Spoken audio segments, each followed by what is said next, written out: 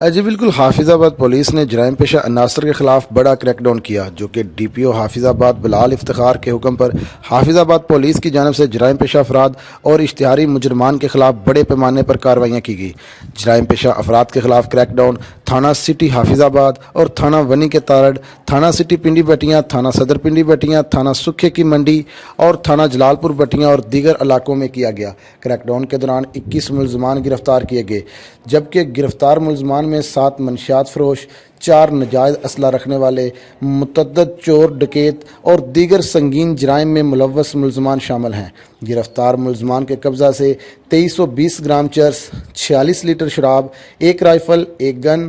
2 pistol, 14 lakh روپے سے زائد مالیت کا مال مسروقہ، جبکہ 1.5 لاکھ روپے سے زائد نقدی برآمد کی گئی، اور عرصہ دراز سے مطلوب کیٹیگری اے کے 3 اشتہاری مجرمان سمیت 4 خطرناک اشتہاری مجرمان بھی گرفتار کیے گئے، جس پر ڈی پی او حافظ آباد بلال افتخار کا کہنا ہے کہ جرائم پیشہ افراد کے خلاف روزانہ کی بنیاد پر کارروائیوں کا سلسلہ جاری رہے گا۔ کیمرہ ٹیم کے ساتھ اصغر عباس، آپ تک نیوز، حافظ آباد۔